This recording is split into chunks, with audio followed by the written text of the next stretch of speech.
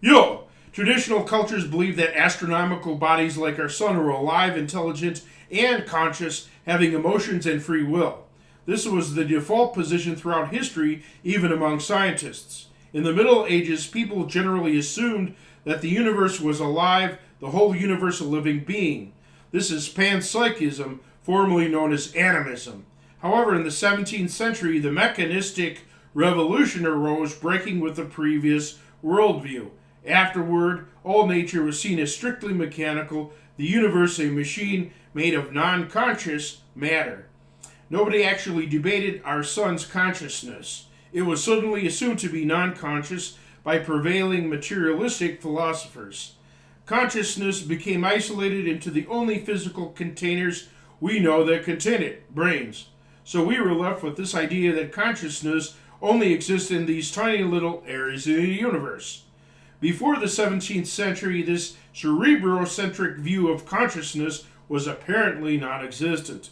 Why re embrace panpsychism now? Due to a crisis within science, the existence of human consciousness, and nobody understands how brains generate consciousness. Moreover, panpsychism has now entered the realm of serious debate within the scientific community. Panpsychists postulate a mind in all self organizing systems, which exist at every level of complexity. It does not apply to systems that are not self organizing, such as chairs, tables, computers, motorized vehicles, etc. Some things do not organize themselves, they are organized by us. Though consciousness need not be associated with brains, a needed criteria for consciousness is ability to make decisions among various possibilities. Our sun could certainly make decisions that have effects. Consider his solar flares and coronal mass ejections.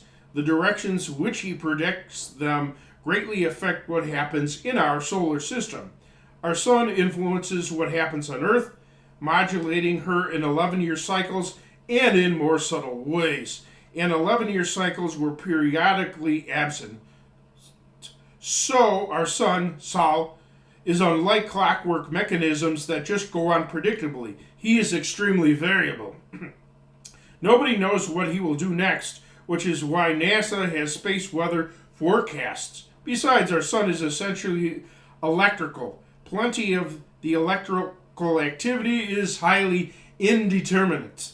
Our sun's mind could influence his physical activity via electrical activity. Consider that our minds interact with our brains via the interface of electromagnetic fields between them. Alpha waves, gamma waves, theta waves, etc. are associated with different types of consciousness. Overwhelming evidence supports the electrophysiological basis of mental activity. The interface between minds and brains is via electrical patterns, which explains our consciousness. You can also affect people's consciousness by electromagnetic stimulation of the brain. Though memories being stored in brains is a dogma of science, there is very little evidence for it, and it is surprisingly difficult to demonstrate. Scientists have tried for 100 years to do so, failing time and again. Perhaps they failed because memories are not stored inside brains. Brains may be more like TV receivers than video recorders, turning into influences from their own past states, which travel via morphic resonance, the influence of like upon like within self-organizing systems across space. Morphic resonance is the idea that there is a kind of memory in all nature. In addition, all self-organizing systems may have a collective memory. For example, each animal species may draw upon a collective memory of its kind. So perhaps our entire galaxy has a galactic mind, stars being like cells in a body, each galaxy like a cell in a universal body, or anima mundi as coined by Plato. Learning to communicate with our sun directly would be far cheaper than satellites and solar probes. Replacing reductionist science with holistic science could take us much further than any other rival cosmology. Take care.